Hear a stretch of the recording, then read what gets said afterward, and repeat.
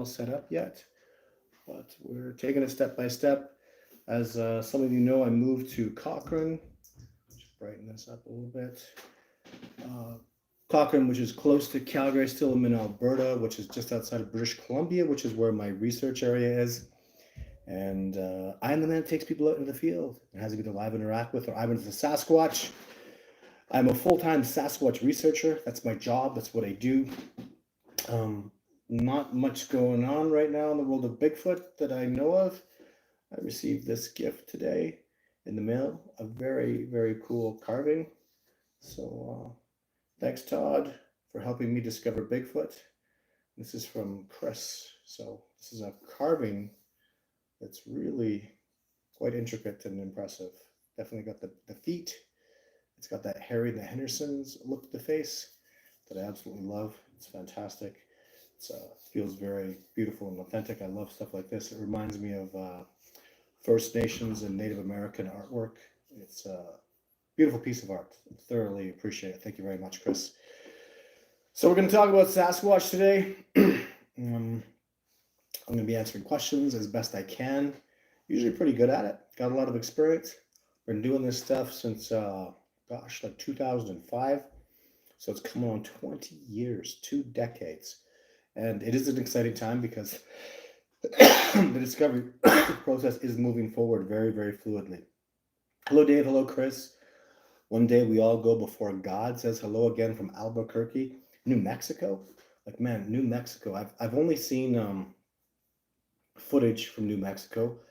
I know there's a mixed martial arts studio, uh, Wink, Jackson Wink MMA is down there, so I've seen a lot of footage of people training down there, and heard the rumors about how beautiful New Mexico is, and I'd be very interested in seeing that area of the United States, which I have not yet.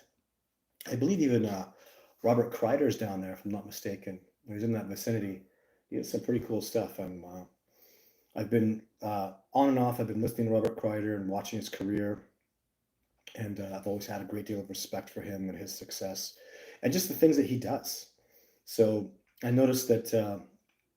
So my research is called "The Discovering Bigfoot" or "The Discovery of Bigfoot," and Robert Kreider taught me a lot about how this is a discovery process and what's necessary to transpire during this discovery process, and the most unique discovery process in the history of humanity, without a doubt, because we live alongside this incredible, amazing species, and they, with all our technology and all our advancements and all our knowledge, literally, as advanced as science is, mainstream science has not picked up on the fact that these beings absolutely exist. Just so we're clear, I am not a believer. I know Sasquatch exist. I've seen them and interacted with them literally hundreds of times. Probably, I don't think anybody in the whole world even would purport to have anywhere near the success that I've had in general, especially what I've gone public with, the knowledge that my colleagues and I have been able to acquire is really, really tremendous. And I've been very honored by Jeff Meldrum, John Mederico, and even Survivor Man speaking of my evidence as if it is indeed real. We always have to say that to cover their asses. If it is indeed real, it is the most significant uh, collaboration of Sasquatch evidence in existence, and it is real. So there's been some stuff going around a little. I have to talk about a little more because Survivor Man's been what seems to be slagging on me a little bit, so I'm gonna have to have a talk with him before I start going public about some of the things that are kind of being misconstrued. So I think he's a little confused about stuff. It's to remember, if indeed, like as Jeff Meldrum would say, if indeed it is real, this is the most significant body of evidence in existence of Sasquatch, period. And it is real. Of course it's real. I've literally got dozens of people that have eyewitnessed a Sasquatch under my guidance with me. The evidence we've got with tracks and tree breaks and structures and footage is second to none. We've gathered DNA that's brought this to a whole new level of spectacular and amazing. So, we're really, really top tier. And it's a little irresponsible for people to come along and say, well, this and that, and there's this one hole. Well, I have 8 videos. Which video are you talking about? So, um, that's kind of what's happening is sometimes Les just doesn't get specific about things. He gets a little loose and he talks about an issue that he has, but there really isn't any issue. He's just kind of forgotten and he's made a mistake. And so it's up to me to go talk to him about that first before I start butting heads with anybody in any inappropriate way, because I'm immensely as far as I'm concerned, the Survivor Man series um, is just an incredible. The 4 episodes that have me in it are just absolutely incredibly done. Like nobody in the world could have done a better job than Survivor Man did. It was the perfect combination at the time, without a doubt, and I'm super super proud of what we were able to achieve. So I'd like to keep that momentum flowing forward in a very positive way, because I really admire and respect what we did. Hello, Kyle. So so my God, it's so much stuff that I'm working on right now, trying to get so many things organized. Things are moving forward very well. Expeditions are all uh, mostly booked up. I get the odd cancellation and I patch it. But what we are going to do, I've talked about this a little bit, and I've talked to Kyle at length now. I'm going to actually do a promo video for Kyle, and start. Kyle's going to do some September, October expeditions. So I'd like to start working those out with people. So what'll happen is you won't be on expedition with me. I'll be around and you'll meet me, and I'll be there. If something significant happens and some assistance with Sasquatch is required, a sighting or whatnot happens, I'll be there to break it down and help out.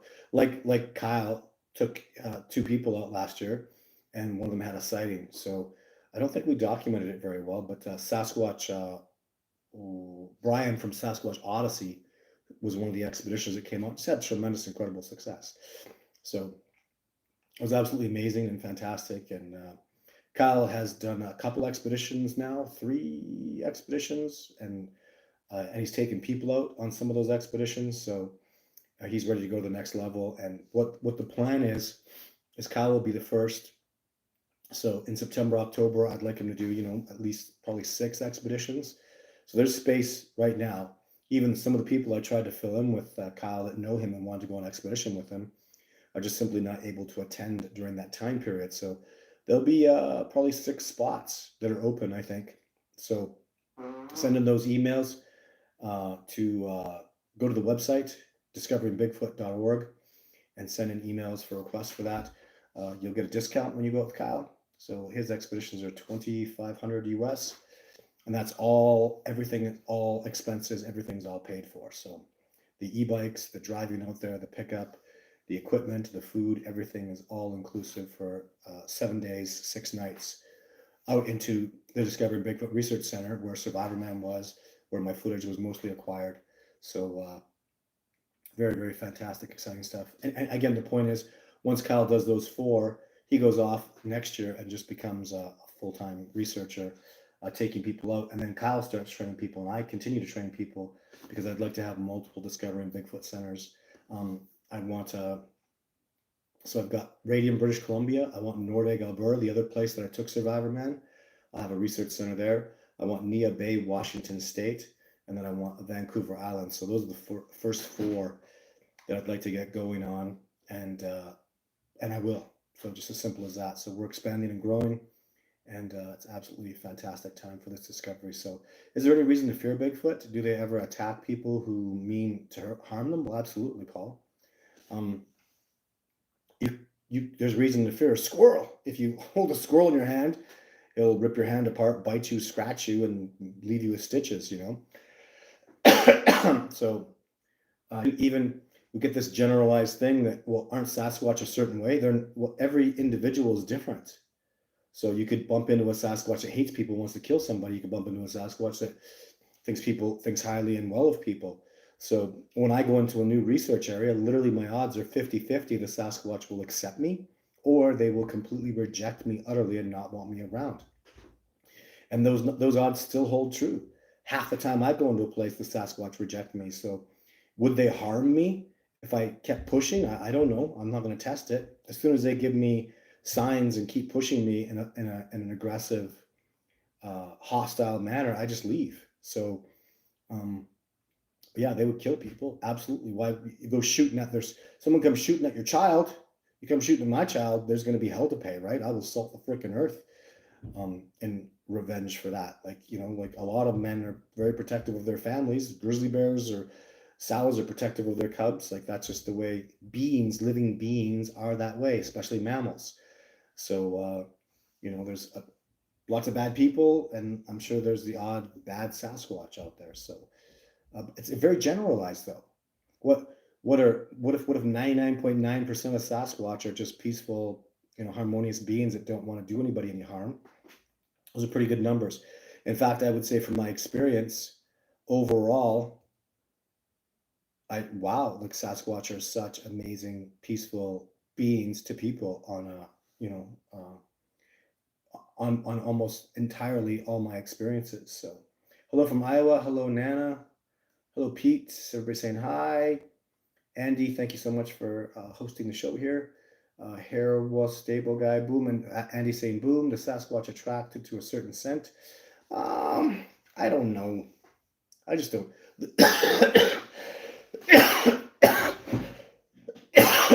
This is the one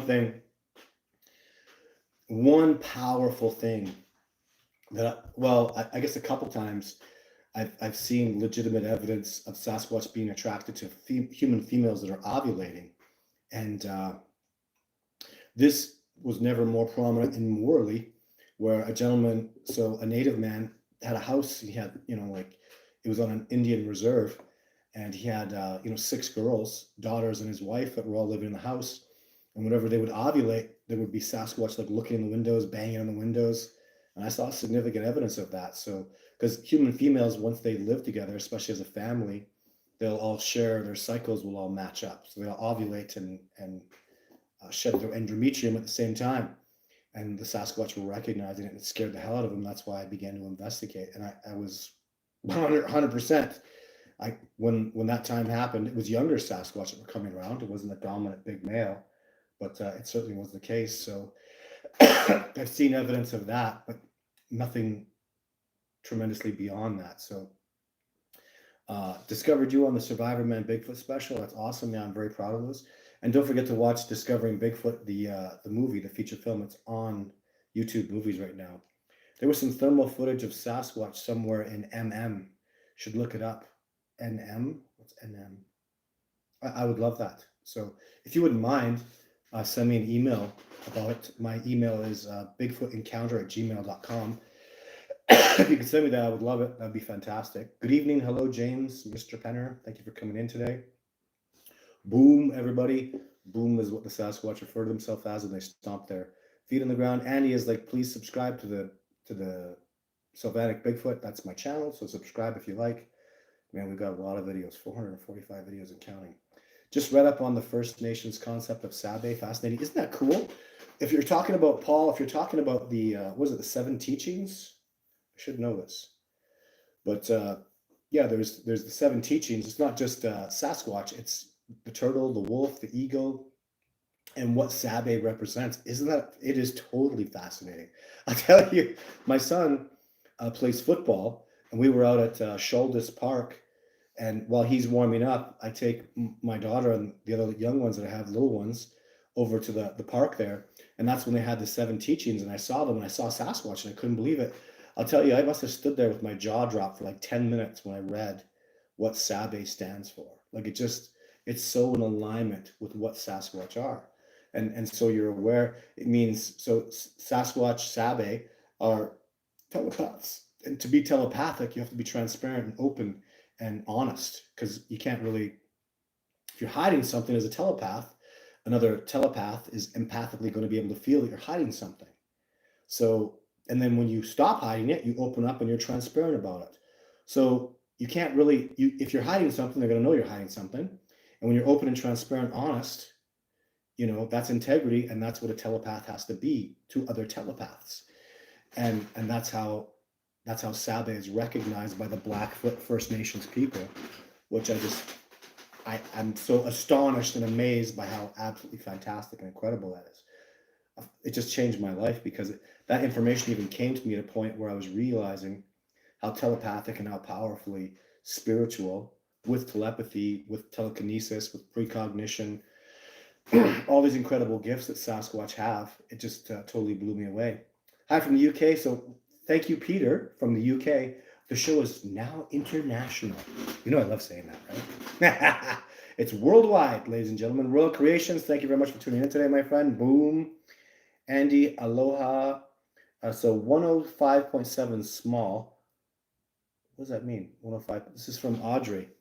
105.7 small was a woman saying, I was thinking Bigfoot and think it's a bear walking. And the man says, oh, well, there you have it. Solved the mystery of Bigfoot. It was the weirdest small talk. Okay, this was on apparently this was on a radio station, 105.7. That's cool. That's very cool. I'm going to take my glasses off because I just don't want them right now. We're saying hi. This is a family of people that come on here. So I think that's so amazing. The Sasquatch family that we have on here. I'm going to turn this up a little bit. And we're good. Let's get back to the questions. Who is the better tracker, you or Survivor Man? A Survivor Man's a survivalist, and I'm a tracker. So it's different. I'm a tracker. He is a good tracker. I'm an excellent tracker.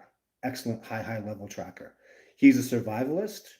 I'm a good survivalist, but nothing like Survivor Man. So that's why he's called Survivor Man, not Tracker Man.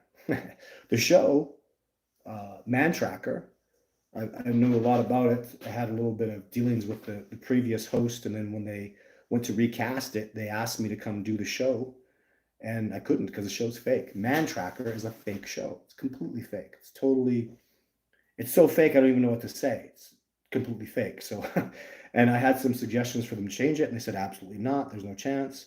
So this tracker said, no deal. I don't do fake shows like that. So that's it. Survivor Man talks down about you. I found it irritating. I hope not. I don't think so. He's just trying to be skeptical, and if he does, what am I going to do? I don't know. I don't understand. He's never had success like he's had with me. There's nobody like me. So if he comes back, good for him. And if he doesn't, I used to invite him. I don't invite him now. He's always invited to come. And Survivor Man, he'll come when there's like big news. Something huge will explode, and then he'll come out. And probably not before that. So it is what it is. I'm not worried about it because I am Todd Standing, and I know what I can do, and I know the success that I have. And Survivor Man's never seen a Sasquatch before. I saw a Sasquatch like 4 times this year, 4 times in 2023. 2022, I had 6 sightings. 4 of them were with other people. Like the levels. It's just no comparison. I've filmed them 10 times and counting. Right? He's never even seen one. So, and most of the knowledge that he walks around with is from me. I taught him most of that stuff. He talks about tree breaks and tracks and alignment and Gigantopithecus, so he speaks with wisdom, and a lot of it has been garnered from me. And, it's all good. I love Jeff Meldrum. Just love the guy. I think so highly of him. He's never come back. After 3 days that he spent with me, and he saw Sasquatch, and he's never come back ever. And now he won't. Like, we've been inviting him. The real thing about it too is I'm going to be transparent. It's money. The first time he came out, I paid him to come out, and he saw Sasquatch. And if he wants to come back, I will pay for his expedition, but he's got to pay for his own flight. I mean, I'll pay for like his food, his lodgings. I'll take care of him, which is an expense on my behalf, but I'm not going to pay him over and above that. So he chooses to instead do Sasquatch festivals where he gets paid and don't talk about Sasquatch and theorize about Sasquatch, and that's not me. I barely do any festivals. I'm far, far, far more boots on the ground. The festival circuit is very shmee. It's very Finding Bigfoot. So, yeah, and people, I don't know, a lot of people get really upset with me because I have footage, and I don't know how you can, you can't compete with me. If you ever see me at a festival, you see some guy talking about the Patterson film, talk about some tracks, talk about somebody else's video, maybe if you're lucky. And then their evidence is, stick structures and, And then I show up and I have multiple videos and, multiple people that have had sightings under my guidance and just so much to talk about. So I really you know, respect to people that are doing this research 100%, but there's no competition for me. I blow people right out of the water. And so with that being said, that's why people get so hostile around me is, they say my footage is fake and that I'm a liar. And, if someone calls you a liar, it doesn't make you feel good, and I'm not. I'm telling the truth. And they'll have preposterous theories about my footage not being real or some stupid, my sister's a special effects makeup artist or my dad dated a woman who owned a fabric store. They'll say the stupidest things. And I completely lose all respect for them because that's idiotic, moronic BS. So, and I'm not the first to have gone through this. Bob Gimlin and Roger Patterson, my God, they went through 10 times worse what I ever went through. And I know this because Bob Gimlin has sat down with me and talked to me about it. And, that's just the way it is. So we deal with it, and I don't have any competition. The only way people can compete with me is calling me a liar. And by doing that, they're liars, and I do stand up for myself, and I'm not a spy in the sky. I'll call a spade a spade. So thank you, Andy. I am a full-time Sasquatch researcher. If you'd like to participate, if you can easily afford it and you're passionate about this discovery, this is all I do. You can go to my website and make a donation, or you can go to Patreon and make a monthly donation there. And I appreciate all the people that are doing that for me. Thank you very much. You said you went up and did a size comparison of the back of the head that Survivorman filmed. So can we see that comparison? I don't know what you're talking about. So Survivorman filmed the top of the head of a Sasquatch. And I did go up there. I must have done some kind of comparison. I mean, I did that video, years ago. 2015, that was 10 years ago. So it's you can see it. Just go look through my video. It says TV show films Sasquatch. So I can't say Survivorman because, oh my God, you want to talk about manure? So I literally, people interview Survivorman all the time, and then they put it up, and it's cool. People take photographs of Survivorman all the time, and they put it up, and it's cool. If I ever put a photograph up with me and Survivorman, he'll lose his mind. He gets really upset. It's like, I've done 4 TV shows with you, and more. Lots of other stuff. Like, we've been working together for years, but I'm not, he gets very upset if I put a picture of us together. And I've seen him with dozens of other Bigfoot people. Oh, he's always hanging out with them. Yeah, look. And they put that picture up all over social media, and I can't. He gets very upset about that. I don't know why. He goes ballistic. And then the other thing is, so I literally have a podcast, and I ask him to do the show, and he agrees to do the show, comes on the podcast. If I put that podcast up online, he takes it down. He gets very upset about it. So, I don't know. Just gets really upset about it. So you'll see it. I have an interview of Sasquatch Odyssey doing Survivorman, but you won't see me do the Survivorman interview. I've done 3. They're all taken down because he gets upset somehow, or somebody gets pissed off. So I asked him for permission in writing to put that top of the head of a Sasquatch that he filmed up and do a video about it. He said yes in writing, and then I put it up, and then they took it down, and they complained about it. So that's why that comparison isn't really out there, or if it is, it's out there that's saying TV show films a Sasquatch, and I never mentioned his name or that it was Survivorman. So you're going to have to put the pieces together. That's why this stupid little game ensued, and it's got nothing to do with me. I have no idea. What the hell? So, and I get flagged by YouTube, and they'll shut down my channel if I put stuff up, and he copyrights me. His people copyright me, and that's not going to ever change. I just say that's just the way it is. So I'm the one that introduced him to the phenomena of Bigfoot, and I'm the one that got the Survivorman Bigfoot series rolling. It was my 2 episodes that did so well that spawned a series. There's no arguing that. I'm the one. And even the other episodes, they're mostly just crap. Nothing really happens. They're very poor episodes, except mine. Mine are exceptional. He interacts with Sasquatch. There's real Sasquatch evidence that's very significant in each episode. In my opinion, I can't even watch other episodes again. They're absolute garbage. And I protested him running around doing episodes all over the place. I knew it was going to be a crap show.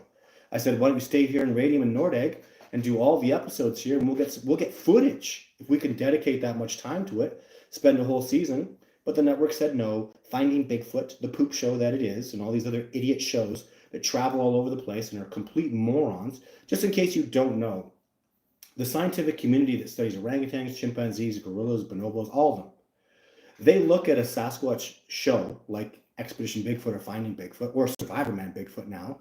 They travel all over. They do a different episode each place as morons. Do you know it takes 8 years to habituate a troop of gorillas to have people come around? If primatologists every week switched, you would never see gorillas. Or chimpanzees or orangutans. They stay in that spot for years and years and years, and that's how they get success, and that's what I do. These BS shows, they're just stupid. You're not going to go in there acutely and find Sasquatch. It takes years and years and years. That's why I have such incredible success, is I've done it based on Diane Fossey, Jane Goodall, and Rudy Gattagas, the greatest primatologists and Ian Redmond that have ever lived. I do it based on, I go to the same space over and over, laser focus, and get incredible, tremendous success. These boneheads are traveling all over, make it into fake TV. It's a lie, it's fraudulent, and it's garbage. That's why, all of Les's other episodes are poor. And that's why he never got picked up for Expedition Bigfoot and Finding Bigfoot, man. They got season after season after season. Why didn't Survivor Man? Well, first of all, because he's real, he's telling the truth. If you go up to a spot for 3 days or a week and you haven't done any recon and there hasn't been a person that's been there for decades like me, you get nothing. So he got the worst of both worlds in that he had to go travel around like the boneheads, but he had to do it real. Like those other guys, they're not real. Those shows aren't real. So you should be aware of that. I'll talk about that. Even Finding Bigfoot, those people that were looking for a TV show, they came to me years and years ago. That show started before I was already very famous in the news. And when those shows come to me, they want to know if I'll lie. They want to know if I'll do whatever it takes, which is lie and cheat to make a reality TV show. And I won't. That's why Jeff Meldrum doesn't do TV shows. And the great primatologist Ian Redmond was supposed to do Expedition Bigfoot with Todd Standing and Jeff Meldrum. And we're going to pick another person later. They never did the show because we can't lie. We won't lie. And if we catch the TV producers lying, we will expose them. So in Finding Bigfoot, they lied and lied and lied and cheated and lied and deceived each other, and they were liars. And the show was fake. Like the actors that were, Matt and Cliff and Boba, they lied to each other. They were lying behind each other's backs. I mean, I was on one of those episodes. I never saw a more deceptive, dishonest group of people. The name of the company was called Snake Oil Production. That's Finding Bigfoot. On paper, it's called Snake Oil Productions. Do you know what snake oil is? They're literally telling you, yeah, we're full of crap. We're liars, cheaters, and we're going to do whatever it takes to lie and cheat and steal to get ratings. And that's Expedition Bigfoot as well. I knew that. All those guys that are doing the show, they'll lie, they'll cheat, they'll make stuff up. I've seen somebody just sent me a half an episode. I don't want to talk about it, but I was very disappointed to see there's a CG guy doing fake effects on that show. Whoops. That'll come out when the show's done. When the show's finished, the special effects guy that's been faking stuff will come forward, and the other people will go, yeah, we were just, it's fake. It's mostly not real. And I've seen some backstory and other stuff. They go to a place and the camera guys, look, I saw a Bigfoot over there. And then they'll go hunt for it, and the guy never saw Bigfoot over there. And they're looking for nothing. They never find anything. They wander around like a bunch of dumbasses in a place they've never been before, flying around in helicopters looking for some Sasquatch that the camera guy alleged that he saw, or producer, when there really wasn't anything there. So they make these episodes out of nothing. And, it's not necessary. Why aren't they coming out and doing episodes? Man, I just stay in radium. I mean, look at my YouTube channel. Every month I get better episodes than the whole year of Finding Bigfoot. But the problem is people think it's fake. They think that these people it's all real. Like everything I do is documentary, real as it happens. So I learned that from Survivor Man. So Sasquatch spoke to me telepathically a few years ago. They said they might become extinct soon. Well, that would suck. Hi, Todd. Christy from Scotland. Wishing you and Ash well. Oh, what a month it's been to start over expeditions this year. Looking forward to it and watching. Yeah, so my first expedition is in Nia Bay in March. Looking forward to get back out there to those amazing people that I just absolutely love. Would you like to go on an expedition with Todd and Kyle? For more info, visit discoveringbigfoot.org/expeditions. Thank you for that, Andy. That's actually the actual link, and you're amazing. I think Todd's videos of the log being thrown at him and then growling at him is real, the tone they have. Many witnesses describe this growling after Todd's video, and Todd was so brave it must be. I can't tell you how many hundreds of people have come to me, and that growling was a growling sound that the Sasquatch do. That's when you hear it, it's powerful. Like it rattles your chest. My nose hairs and ear hairs and eyebrows, like it's a really powerful chainsaw poppy kind of growl. And literally hundreds of people have come up to me and said, I heard that exact sound. What was it? I have one answer for you. It was the Sasquatch. So I haven't, in my career, I've heard Sasquatch do that less than 5 times, maybe 4. So it's a pretty strong sound, and yeah, it's awesome. Nothing in wilderness makes that, especially when you're there and you experience it. So I think that video is one of the most important videos ever made. Which video is that? But thank you if you're talking about one of mine. So expedition info visit, that's where you go. Thank you, Andy. Hunter's report, being chased. I listened to the letter read. Yeah, you can't run from a Sasquatch. You run from a Sasquatch, you're going to chase you. So are there many in Utah? I've never been to Utah. So JP Maverick, thank you for the donation. Todd, can you describe the flare night again? And yet that did not kill you, the growls you captured? So what was happening on the flare night was I'd filmed Jane. So I had Sasquatch footage in the camera, multiple incredible pieces of footage. I just wanted to go home. And I was literally, I take people on expedition. I can show them the spot because it's not very far from the logging road out in a remote area. Out, like I'm maybe a mile from the road, the hella road that you go in on or end up at. So I was close to exit. I was waiting for my pickup. And remember, I don't know, I was 7 days into an expedition, hadn't slept for 3 days, hadn't eaten for 3 days. I hadn't slept more than 2 hours a day for 3 days, exhausted. I was actually suffering from, what's that thing called again when you go into a state of shock? Exposure. So where you're starving, hungry, you're literally dying from shock. And your mind is just not working very well. And I just wanted to go home. And the Sasquatch kept trying to push me back into the wilderness. So I'm trying to come out and they're pushing me back in. They've never done that before. They always kind of push me out, follow me out. For the first time ever, they're trying to push me back in. And the reason for that was they wanted me to do the spiritual animal ritual. And at the time, I didn't know that the Sasquatch performed it. And since then, I had it performed, and now I've had Jason, an expeditioner, also had it performed. So now we're 2 people ever that have had the Sasquatch ritual performed to them up on the area in the top of the mountain where Radium is, where I took Survivor Man. So, never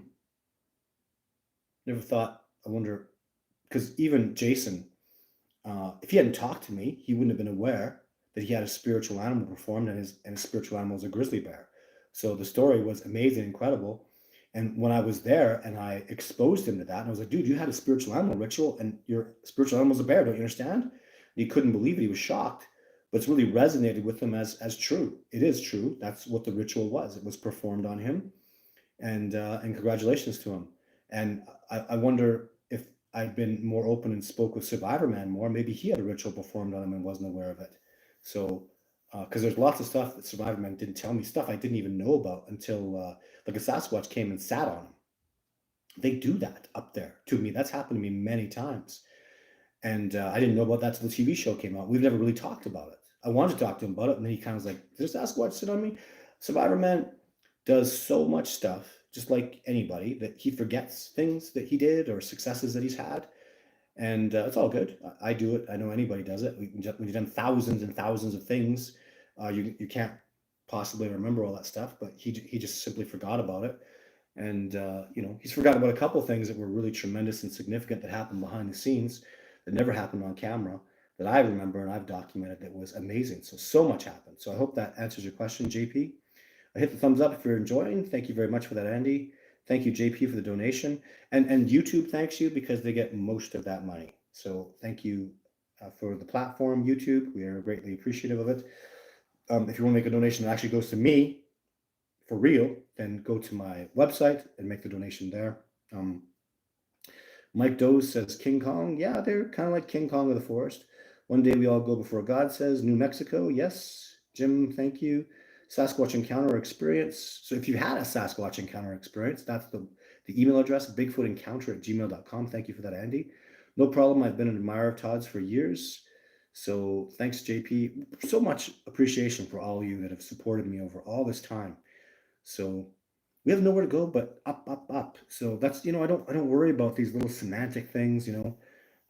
People have an issue or there's something going on with another person I've worked with. I don't really worry about it because I will never stop, and you can't beat someone that doesn't stop.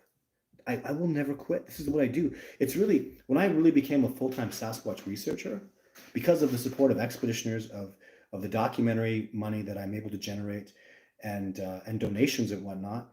It's over, man. The discovery is happening. It's happening. This is all I do is the discovery of Sasquatch, and we grow and expand every year. And the people that are coming on board are absolutely outstanding. I mean, it never stops. I have new PhDs coming out, like real famous, amazing, incredible people coming out, and we're just never going to stop growing. I mean, I take people out and show them Sasquatch. If that's not exciting, I don't know what is. Like, who does that? Me. I take people out and show them Sasquatch, and I will never stop. I will always win. And if pop culture is not catching on, or I'm being suppressed in some way, whatever, it's not going to last.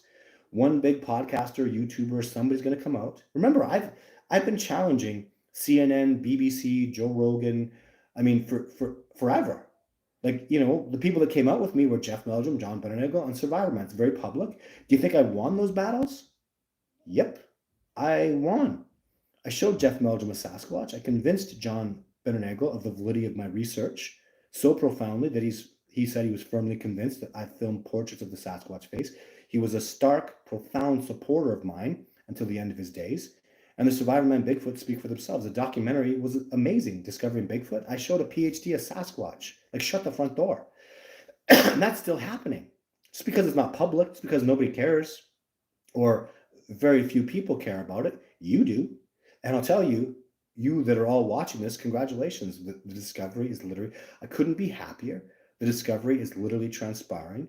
We grow and expand and get better every single year, and we will always keep moving forward. And all of you, how surprised are you going to be? Oh, there Todd Stanley showed another guy Sasquatch. Oh, there Todd Stanley's got new footage. Are you going to even be surprised? Because I'm not. It'll happen. It'll come. And I just take it step by step. So I need to up level and up level and up level. And it's mostly inner work that I have to do and that I'm working on. And the inner work and the spiritual work and the telepathy work is groundbreaking stuff, guys. It's very, very hard. And, I bust my ass at it and take it every day. I meditate. Every day I work on my inner self and my inner work and my third eye. And it's, but while working on my spirituality, I work out, I eat healthy, I'm physical.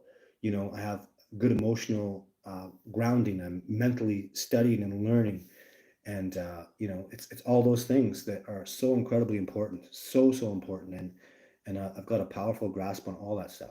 Hi, Todd. How you doing, buddy? Good to you doing better. Thank you. Good to see you're doing better. Thank you, Alan. Appreciate that. Hello, Kim, Cheetah Productions, Boom, all you. How are you all liking your new digs, Todd? My new digs? What's a dig? Is it a shovel or something?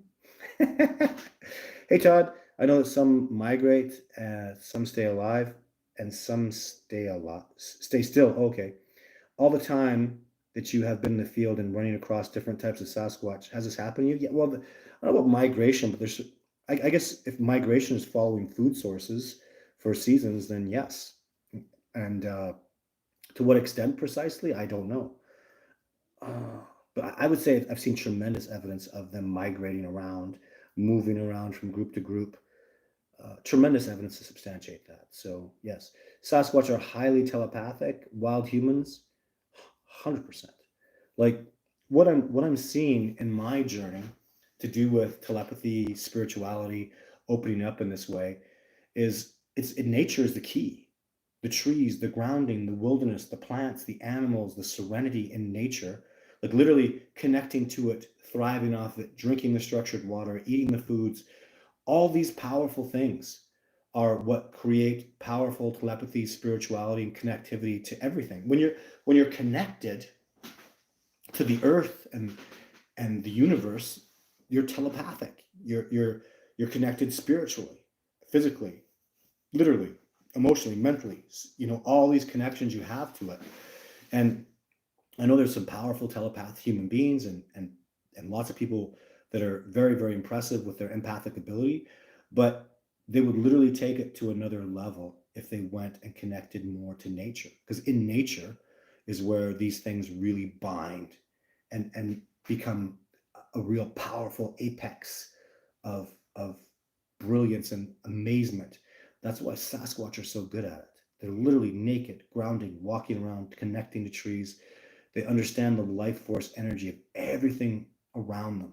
They're so powerful. They understand the empathic and telepathic abilities of squirrels and birds and butterflies and all these different things. And the science is supporting this, guys. I'm reading a book right now about the science of telepathy and telekinesis and all this knowledge that we have about it. It's very impressive. Neil deGrasse did an interview of a Japanese physicist, Anaki. I can't remember his name right now. I should make sure I memorize his name for the book that I'm reading. But oh my God, guys, like it's all coming together. It's all like science and spirituality and telepathy and precognition. It's all coming together, and you got to get on board. Don't get left behind, please. This is important stuff. Literally, it's physicists that are understanding vibration and frequencies that are tapping into the telepathy, telepathic, telekinesis signals first. It's not biology, it's physicists with frequencies and vibration. And they're far more ahead than they're talking about. They are so advanced right now that they're literally feeding the public, warming them up bit by bit, because I see how advanced they are. I'm listening, and they're holding back on what they know because they have made tremendous discoveries in the last decade, last 5 years especially, horrifically powerful discoveries that are going to be earth-changing. And I think Sabe knows this. Rephrase. I know Sabe knows this.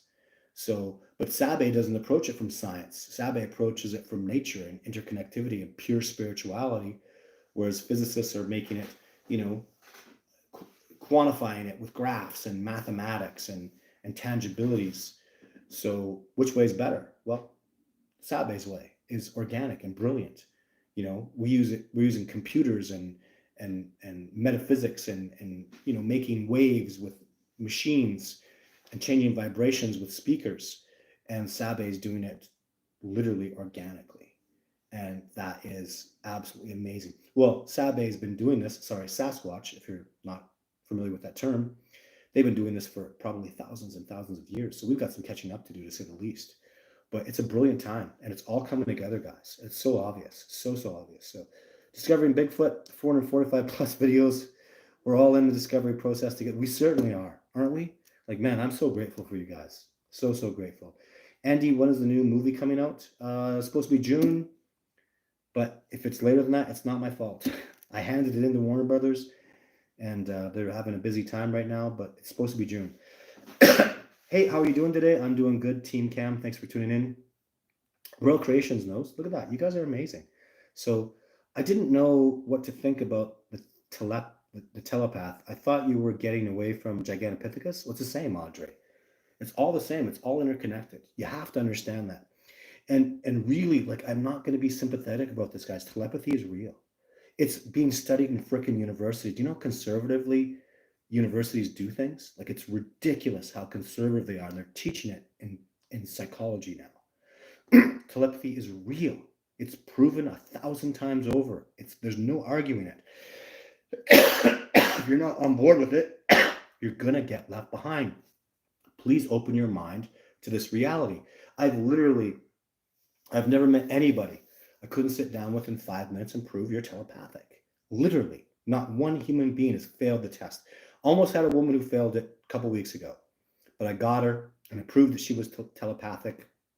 And she sat down, a powerfully skeptic lady. She's like, no, I don't do that. I go, really? And I quizzed her and I questioned her. It took me 10 minutes. Usually takes me 2. It took me 10 minutes with her. And at the end of it, she went, you're right. I do have telepathy. I have done that. I have seen people do it. I have used it.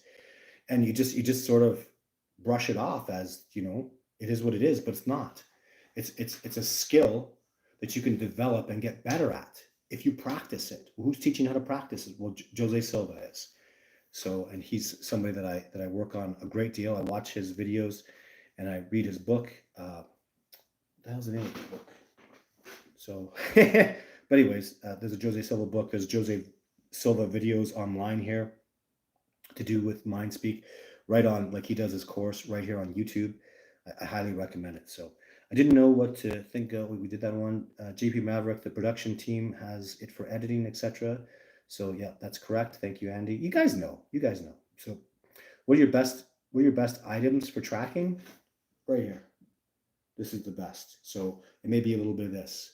Feeling your way around, moving around, visually connecting spiritually, and using my subconscious with my conscious, with the energy that I feel, with the connection I have to nature. It's this whole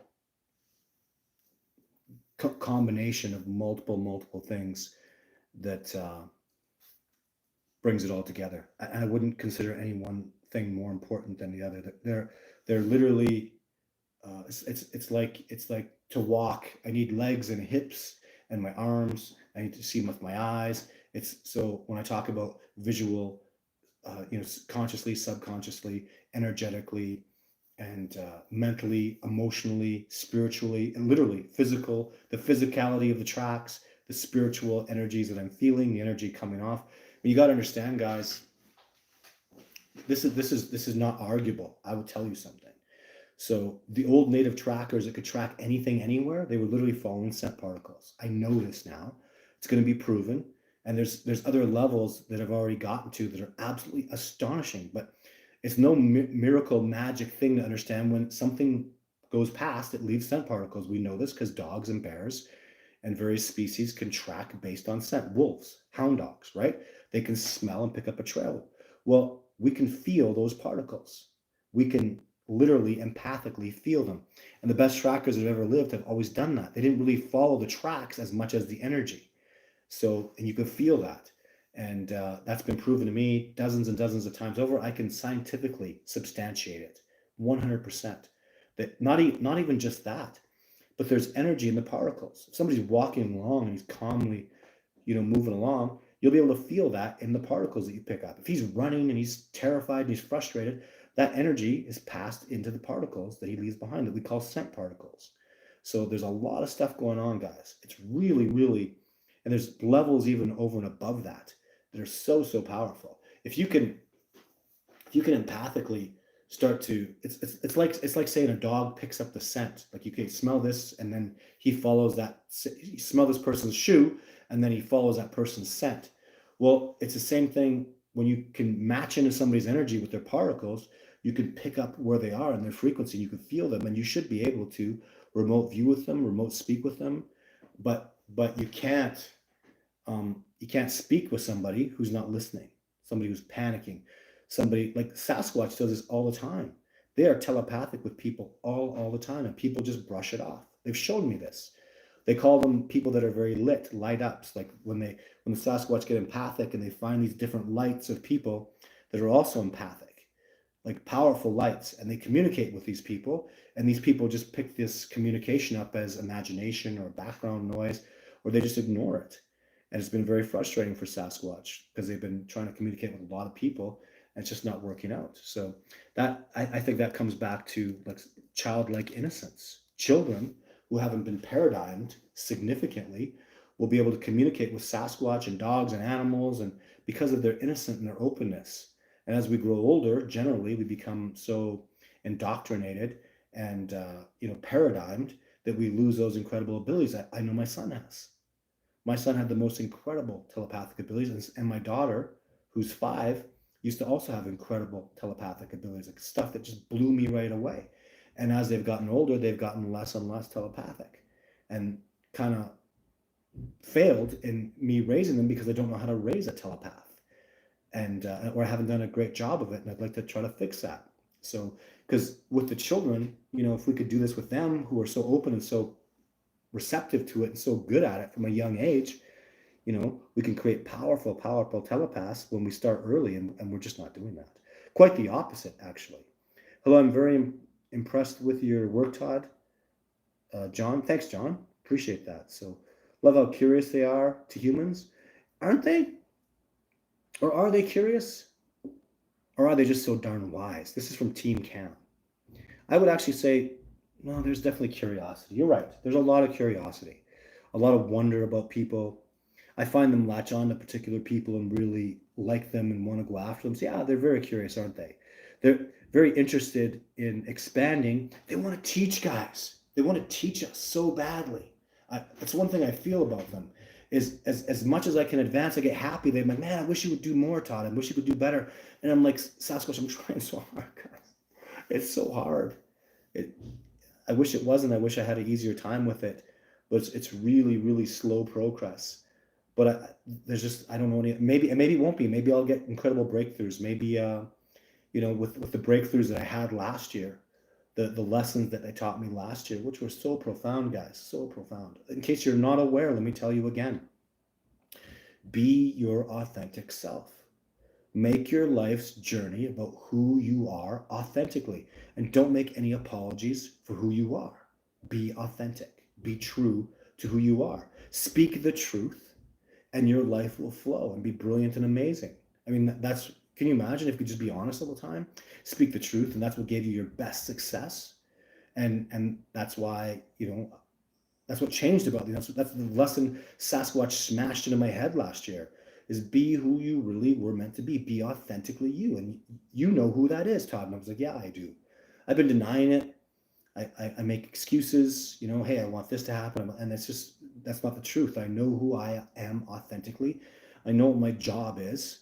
And I really, really accept it and understand it now. And I'm looking forward to this. This is probably the last year that I will do so many expeditions.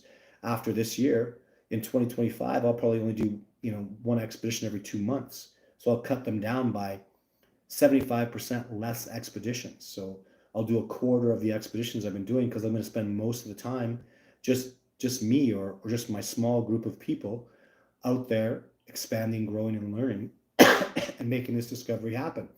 So, and I understand that now. So these are things that take time to manifest, but the discovery is happening, guys. I'm just be so excited about it, because I certainly am, like, so excited. So Brother John Boom, hello. Alan Wolfman, hit it, Alan, when you had the last log thrown at you. It was that scary. So I don't know what you guys are talking about, logs being thrown at you. That's cool. 2 ways to document your Bigfoot encounter. Thank you, Andy. Go to the website, discoverybigfoot.org, or go to the forums, or go to bigfootencounters@gmail.com. From Brandon, Florida. Hello, Boom. Hello, Red. Haunted Luca. Hi from Australia. Man, we're so international now. We got Scotland, UK, Australia. Hi from Australia. I have some 6-toe Yowie footprints cast from Australia. Do you often see 6-toe Sasquatch footprints? No. Wow, good for you. Man, I would love to see them. Please. I actually have a colleague that lives in Australia, took out on an expedition, and depending on where you live, he's very skilled. He's been trained by me. A very, very impressive man. And BigfootEncounter@gmail.com. I'll hook you guys up.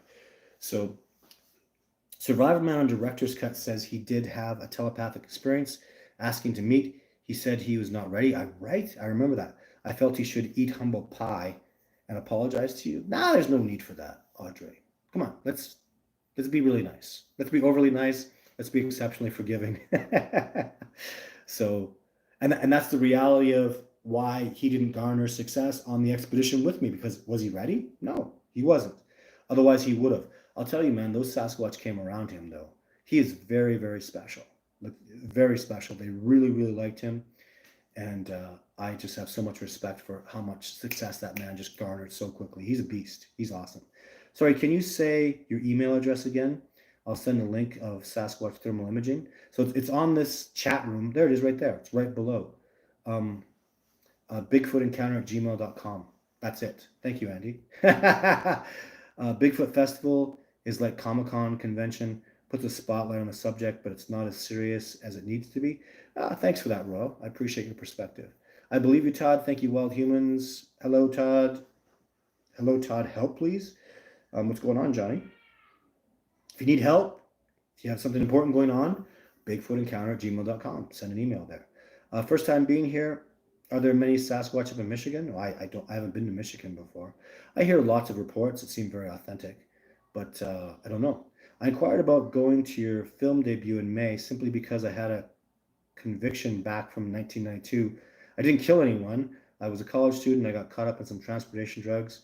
He got some, I don't know, idiot laws and coming to Canada are ridiculous, but call the border and find out. That sucks. Hi, Todd. Wishing you and Ash best. In what way may be going on there right now? There's a big change going on right now, and we're all feeling it and dealing with it. Yeah, huge changes going on in my life, and I'm just taking it step by step. I didn't mean to pry, but have you an MRI cancer screening worried about you being close proximity to those beings? No, I'm super healthy though. I feel great. Hello from Norway. Man, we're so international. Do you think there could be any Sasquatch in Norway or someone closer? Well, I was in Sweden, Stockholm, and there's some people that thought they had a sighting and stuff. There was no Sasquatch sighting there, and I was on the newspapers and got lots of media coverage from it because, well, first of all, I had an amazing suggestion about the wolves and the moose and how to deal with the problem they were having with them. So I fixed that problem, but I got tons and tons of positive feedback because this is what I told the Swedish people, and this is what I'll tell the Norwegian people and the Finland people. You all had Vikings up there. And those Vikings are world famous badasses. Like they went backcountry wilderness, they did everything. They were beasts. Like they were awesome at such a high level. They never ever spoke about Sasquatch. I know there was the Gilgamesh or some kind of giant, but that was just some mutant, probably human being. If there was Sasquatch in Norway or Sweden or Finland, the Vikings would have known about it, like the Native Americans and First Nations people here in Canada know about it. Like the Sherpers in China who have a history of the Yeti. Same thing in Russia. There's a history of the Yaren there. History amongst the people for thousands and thousands of years. There is nothing like that in Norway because there are no Sasquatch on Norway, Sweden, and Switzerland, Finland, all where there was Viking activity. Vikings never mentioned it because they're not there, and that has not changed. And I have so much respect for the Viking and the Norwegian, Swedish, Finland, all their cultures. So much respect for those people. And it gave me, when I said that to them, they were extremely receptive and amazing. So one last question. Haunted Luke, I admire how you don't back down. It can be draining when you're targeted by other researchers. Yeah, is it though? I just tell them the truth. I've been talking to a lady who used to do Sasquatch stuff on Vancouver Island recently, and she quit because of all the haters. I could see that in the beginning, man. It was frustrating, all the negativity, It's the lies. People lie. People say stuff that's just lie. And they lie and they get caught lying and they can do it again and again. These goddamn critics get caught blatantly lying and not telling the truth. And they'll come up with another preposterous reason to besmirch somebody who's working hard. But for me, like now, this is what I say. I don't have enough time to thank all the amazing people that are supporting and helping me. Never mind go through the damn haters or ignoramuses and morons that are Johnny-come-lates and, say stupid stuff. Oh, I saw Todd Stein's documentary. There's no Bigfoot in it. What? Like a lot of people say that. There's no Sasquatch footage in my movie. What freaking movie were you watching, moron? Like there were actual people, like the Portland, Oregon Mercury paper. This stupid woman said, I was very disappointed because there were pictures of Sasquatch on the cover and there were none of those Sasquatch in the movie. You're an idiot. Of course there were. All of it was in that movie. No Sasquatch. Like you're a moron. So you're a liar. You never watched the movie. You damn liar. And you'll see those lies propagated all over the freaking reviews of it. Lies. There's no PhDs in this. The PhDs in this, they're fake. They're actors. John Benenagel was a wildlife biologist, PhD. Jeff Meldrum is currently a professor of anatomy and anthropology at Idaho State University. You're a goddamn liar if you say there's no PhDs in my movie. You're a freaking liar. And it's these lies that you can get frustrated with, but I don't know. At the end of the day, it's really simple. I'm telling the truth. I feel great about it. I'm working hard to better human beings and this incredible planet. Understand the discovery of Sasquatch, Sabe, Bigfoot, Oma, whatever you want to call it, will change the world in a positive way. The Sasquatch will help us ascend to the next level of understanding through telepathy, through telekinesis, through boots on the ground, connecting to nature in incredible, beautiful ways that we've lost. This is powerful, powerful stuff.